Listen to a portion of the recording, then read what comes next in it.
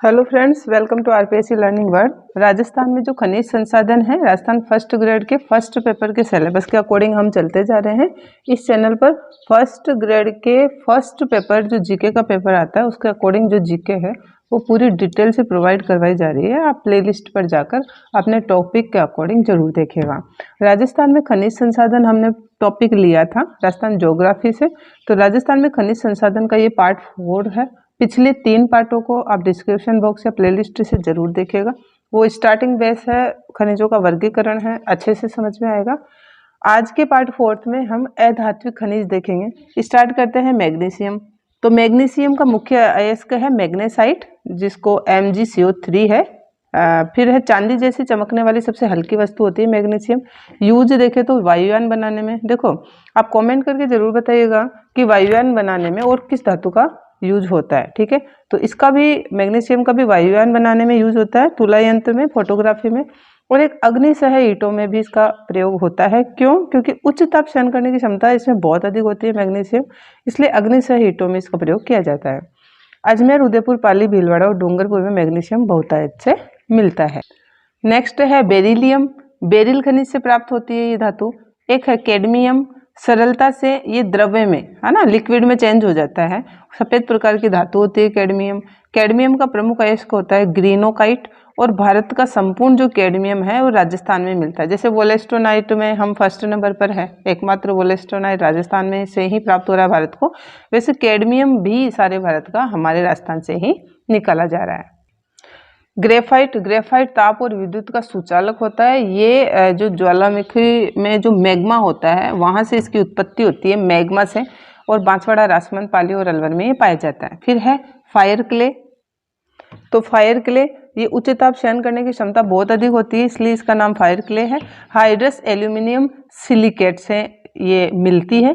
इसको full name देखें तो हाइड्रस एल्यूमिनियम सिलिकेट से ये फायर क्ले मिलती है। प्लास्टिसिटी का इसमें गुण होता है, मतलब ढल जाती है, जैसे भी शेप देना चाहो। और चाइना, इसके प्रकार देखें तो China clay, ball clay, fire clay. चीनी मिट्टी उद्योग में, जिसको सिरेमिक उद्योग भी कहते हैं, इसमें इसका यूज होता है। मुख्य उत्पादन बीकानेर में गुडा, कोटड़ी, माहा और कोलायत, ये क्षेत्र है बीकानेर के, यहाँ से फायर क्ले काफी मात्रा में मिलती है। फायर क्ले के बाद में है सिलिका सैंड। ये सिलिका सैंड, सिलिका की मिट्टी है। ठीक है, राजस्थान सेकंड नंबर पर आता है सिलिका सैंड में। दानेदार सिलिका होती है जो क्वार्ट्ज दानों के रूप में मिलती है, इसको सिलिका सैंड कहते हैं। इसका भी यूज चीनी मिट्टी, और चीनी मिट्टी उद्योग को हम सिरेमिक उद्योग के अंतर्गत लेते हैं, इसमें होता है। सिलिका सैंड की प्रमुख 3 श्रेणियां होती है, कांच और फाउंड्री उद्योग में, सिरेमिक उद्योग में और सिलिकेट कोटी में। अलग अलग प्रकार से यूज की जाती है। सिलिका सैंड बूंदी और जयपुर में बहुत मिलता है। नेक्स्ट है एस्बेस्टोस।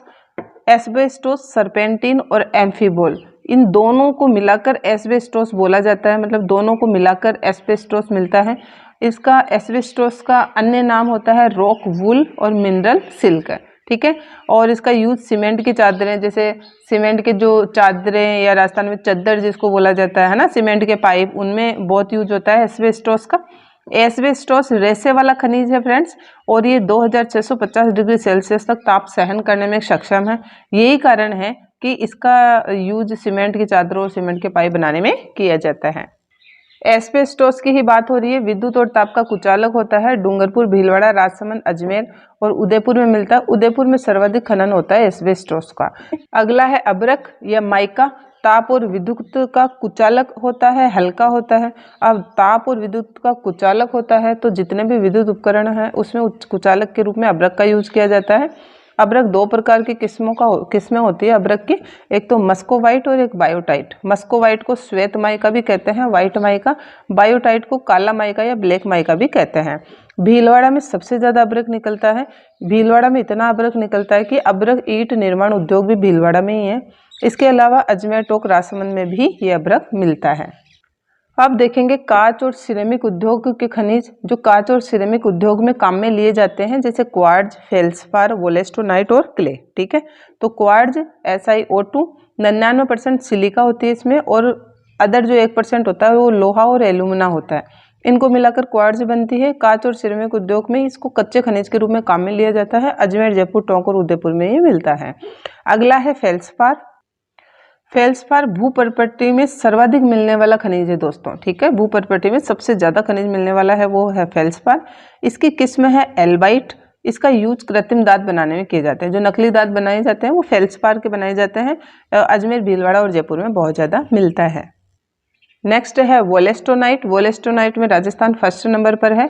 कैल्शियम ऑक्साइड और सिलिका इन दोनों से बना हुआ होता है वोलेस्टोनाइट। मोती के जैसा चमकीला होता है, सफेद होता है और कठोर होता है। भारत में इसका उत्पादन एकमात्र राजस्थान में होता है।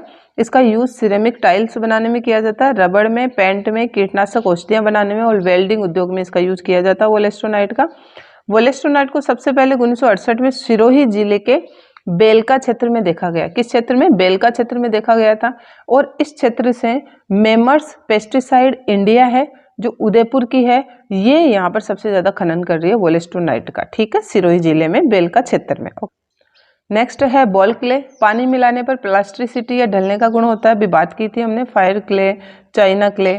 तो यूज है चाइना क्ले, केओलिन जिसे कहते हैं, वह बॉल क्ले का यूज चीनी मिट्टी के बर्तनों में ही किया जाता है।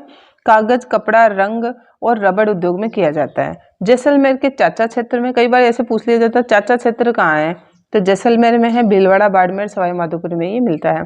तो दोस्तों आज हमने ये मुख्य मुख्य खनिजों की बात की है। नेक्स्ट वीडियो में अन्य खनिजों की बात करेंगे। वीडियो अच्छा लगे तो please like, share and subscribe.